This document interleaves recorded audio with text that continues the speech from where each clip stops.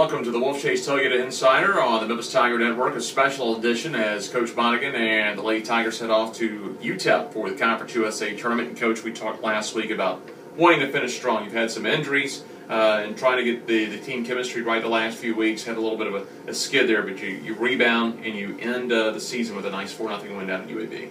Yeah, the kids are in good spirit. We're getting healthy and gives ourselves a chance. You know, I feel good about the team right now. Obviously, we've got an incredibly tough draw.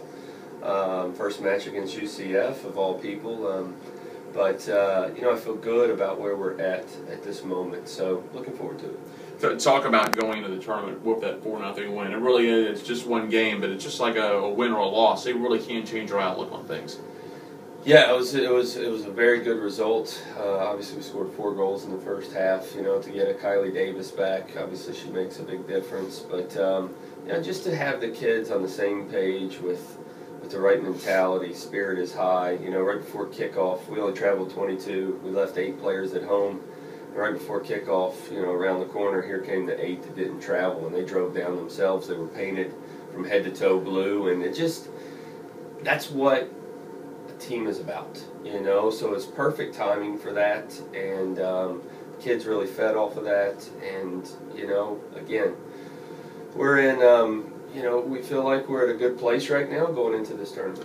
Even though you don't have as many veterans as you've had in the past, we've talked several times about how many freshmen and sophomores you have on this club. Do you get a sense going to UTEP now that the players feel like, you know, it's our time, this is when we shine the last 5 years, this is when we perform well, when we get to postseason conference tournaments and past?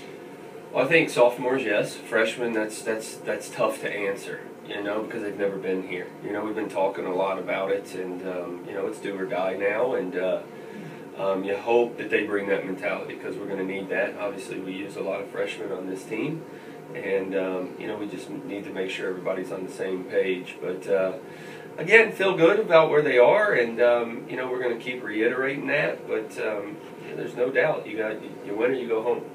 You go to El Paso for the conference tournament. You were there earlier this year.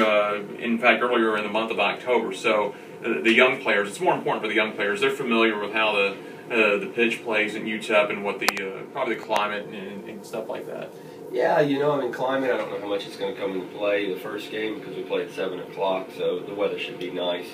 The pitch is different than ours, you know. I mean, different type of grass. It's going to play a little bit different. But, yeah, it's good to have played there and know what to expect. You know, some teams obviously are going to be there for the first time. It's going to be different. But, you know, it's no matter what the pitch is, the size, the grass, whatever. I mean, it's tournament is anybody's tournament in my eyes. I think any of the teams who have qualified can make it, and you know, every team's going to have to be at their best to win each match.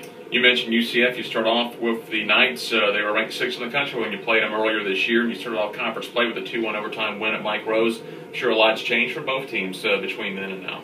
Yeah, no, there's been a lot changed, but you know, for the most part, it's the same personnel.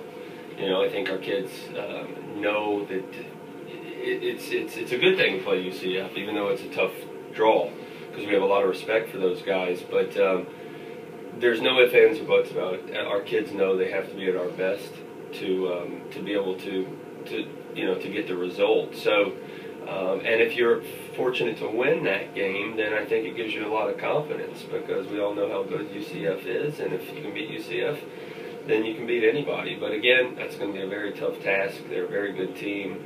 With a lot of good players, and you know, we will definitely have to be at our best. Your program's been in this position before, where you've come in as a mid-seed and you've won the 3 games in the tournament to get to the NCAA tournament. So it's not. It might be a little unfamiliar to some of your players, especially the young ones, but you know how to coach this type of a format. Yeah, and I mean, you know, it's about having the mentality, you know, and like I said, we're in a good place right now. We have a lot of kids who have not. You know, this is unfamiliar territory in regards to, you know, a conference setting, a conference tournament setting. But, you know, I think that we're in as good of a place as we possibly could be, you know, from the highs and lows of this season going into this tournament. And I think, you know, we give ourselves a chance. But like I said, we're going to have to be at our best, from the coaches to the players to the trainer to everybody. But and whoever wins this, they're going to have to again be at their best. But you know, I'm excited. I think our kids are excited, and you know, we'll see come Wednesday night.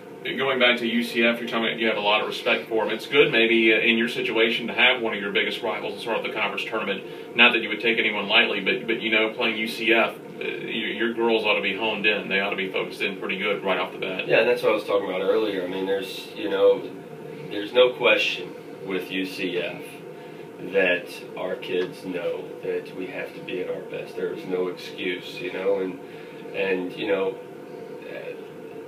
everybody's human, and you know, with some of the past results, sometimes, you know, you look past the team and think about last year. You know, as much as we try to tell the kids you can't worry about last year, it just happens. But you know, everyone that's been a part of this program knows that you know, again, UCF is a very quality program, and you know, whenever we have gotten the results, we've played very, very well. We've had to. So you know, again, no surprises. We know what we have to do, and now it's just doing it. And you also have Rice and SMU in your half of the bracket too. So that's a team that you drew with in SMU, and a team in Rice that beat you 2-0 earlier this month. Yeah, you know, I think as long as we're playing to our potential, you know, we welcome anybody. But obviously, our side of the bracket, it's extremely tough. You know, you don't want to move forward, but that Rice and SMU game is going to be quality match. I mean, those are two very good teams, and you know, whoever wins our game, you know, the UCF game is going to be facing another quality opponent. But like I said, I mean, anybody in this conference can win it, so there are no easy games. You look at this bracket, you look at the conference standings, only 13 points separated the 1 seed from the 8 seed in this tournament. That's how close it was. And you look at Colorado College, Rice, tied with 25 points. There's UCF of 24, ECU of 20. It's also 20, and you guys with 19. It was really bunched up this year, and we talked about it a lot. There's not a team that ran away with it, and there's not a team as an 8 seed that's just so far behind they couldn't do something. Oh, that's it. I mean, anybody can beat anybody on a given day. And you know, this year's conference play was crazy. I mean, a lot of everybody beat everybody, it seemed like, you know. And but that's the past.